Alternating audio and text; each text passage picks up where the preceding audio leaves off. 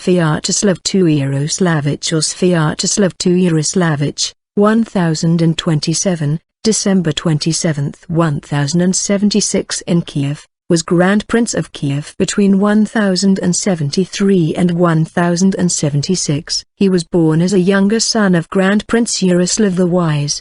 His baptismal name was Nicholas. He ruled the Principality of Vladimir in Volhynia in his father's lifetime, from around 1040 to 1054. Yaroslav the Wise, who divided the Kievan Rus between his 5 sons in his testament, willed the Principality of Chernigov to Sviatoslav. Sviatoslav joined his brothers, Iziaslav of Kiev and Vsevolod of Pereyaslav, in forming a princely triumvirate that oversaw the affairs of Kievan Rus until 1072. The 3 brothers together fought against their enemies, including the nomadic Oghuz Turks, and their distant relative, Prince Vseslav of Polotsk. The Cumans defeated their united force in the autumn of 1068, but Sviatoslav routed a Cuman band plundering his principality.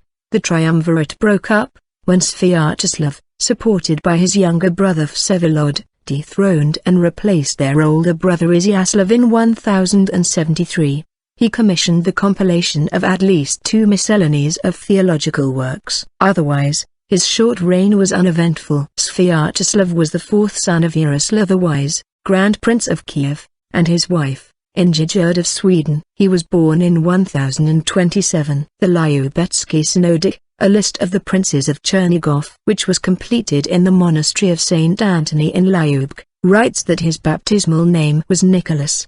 The Russian primary chronicle writes that Sviatoslav was staying at Vladimir, 3, Volodymyr Volinsky, Ukraine, in Volhynia around the time his father fell seriously ill before his death. According to the historian Martin Dimnik, the chronicle's report shows that Yaroslav the Wise had, most probably in about 1040, appointed Sviatoslav to rule this important town of the Kievan Rus. On his deathbed, Yaroslav the Wise divided the most important towns of his realm among his 5 sons, Iziaslav, Sviatoslav, Vsevolod, Igor, and Vyacheslav, who survived him. To Sviatoslav, he bequeathed Chernigov, Chernihiv, Ukraine. The dying Grand Prince also ordered that his 4 younger sons should heed, 9, their eldest brother, Iziaslav, who received Kiev, triumvirate. Yaroslav the Wise died on February 20, 1054.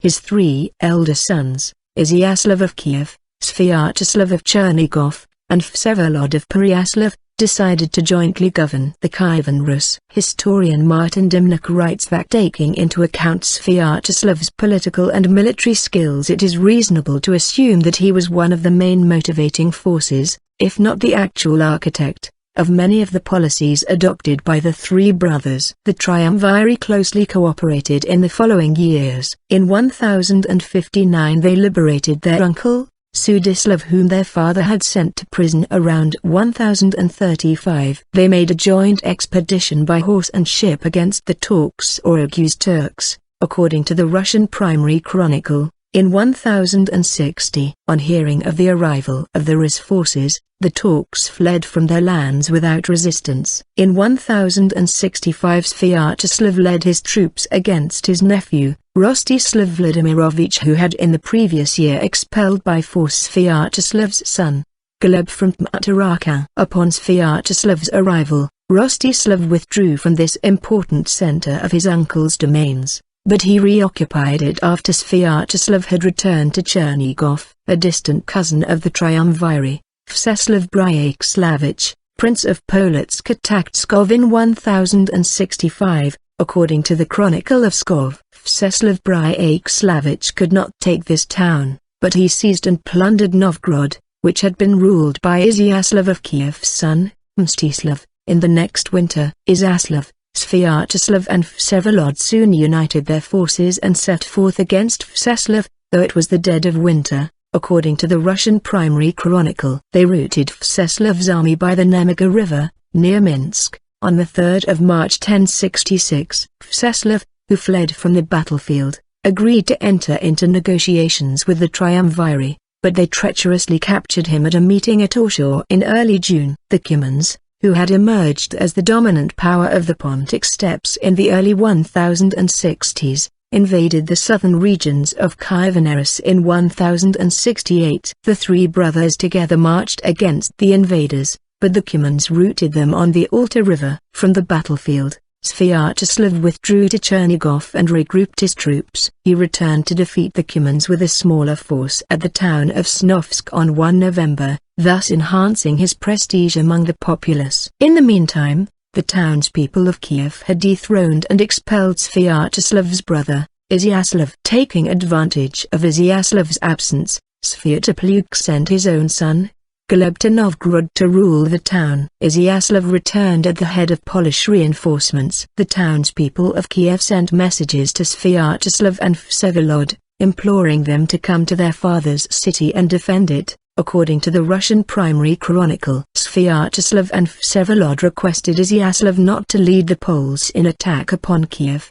stating that if he intended to nurse his wrath and destroy the city, they would be properly concerned for the ancestral capital. Iziaslav partially acquiesced. He did not let his Polish allies enter the town, but his retinue slaughtered or mutilated many of his opponents in Kiev. He also attempted to punish Antony, the founder of the monastery of the caves in Kiev, who had supported his enemies, but Sviatoslav gave shelter to the saintly monk in Chernigov. With Iziaslav's return to Kiev, the triumvirate was restored. The three brothers together visited Vsevolod in order to participate in the translation of the relics of their saintly uncles, Boris and Gleb, on the 3rd of May 1072. According to the narrative, Passion, an encomium of Boris and Gleb, Sviatoslav took Saint Gleb's hand and pressed it to his injury, for he had pain in his neck, and to his eyes, and to his forehead before placing it back into the coffin. In short, Sviatoslav felt a pain at the top of his head, and his servant found a fingernail of the saint under his cap. Most historians agree that the three brothers expanded their father's legal code on this occasion,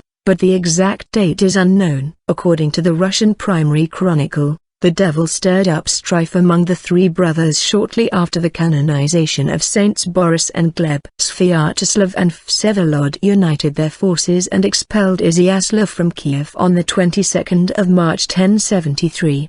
The chronicler put the blame for this action on Sviatoslav, stating that he was the instigator of his brother's expulsion, for he desired more power.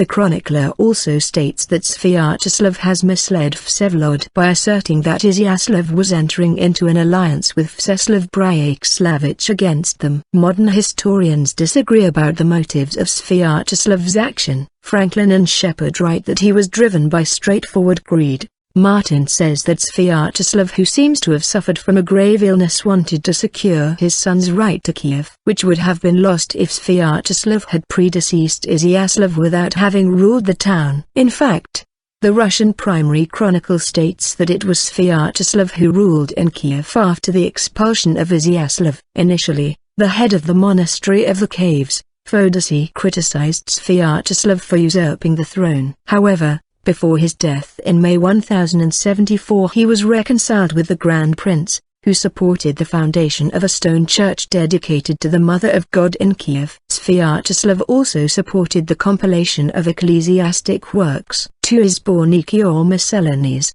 collections of excerpts from the Bible and from theological works, were completed under his auspices in 1073 and 1076. According to the Zbornik of 1073, Sviatoslav, who is praised as a new Ptolemy, had by the time collected a great number of spiritual books. Sviatoslav's rule was short and uneventful. His dethroned brother first fled to Poland, but Duke Boleslav II, who was Sviatoslav's son-in-law, expelled him from his lands. Next, Iziaslav sought the assistance of the German monarch, Henry IV. The latter, in 1075, sent his envoys, including Sviatoslav's brother-in-law, Burchard, to Kiev to collect more information. According to the Russian primary chronicle, in his pride, Sviatoslav showed them his riches, displaying them the innumerable quantity of his gold, silver and silks. In 1077, Sviatoslav sent reinforcements to Poland to help his son-in-law against the Bohemians. Sviatoslav died on the 27th of December 1077.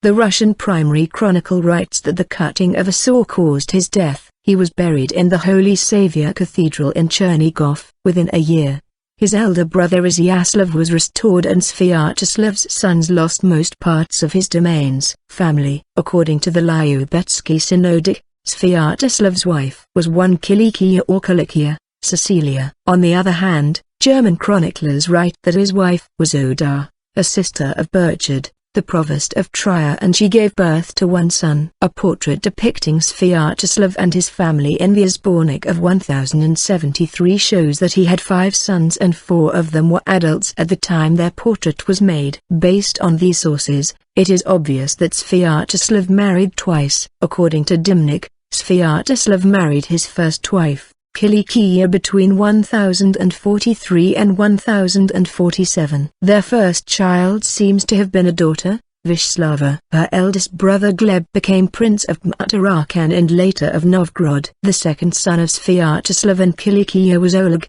the future Prince of Chernigov. David, the future Prince of Novgorod and Chernigov, was born around 1051. Roman, who became Prince of Tarakan, was born around 1052. Sviatoslav married his second wife, Ada, in about 1065. According to Dimnik, Ada of Stade was related to Henry III, Holy Roman Emperor. She gave birth to Sviatoslav's fifth son, Yaroslav, who later became Prince of Murom and Chernigov. After Sviatoslav's death, Oda and her son moved to the Holy Roman Empire.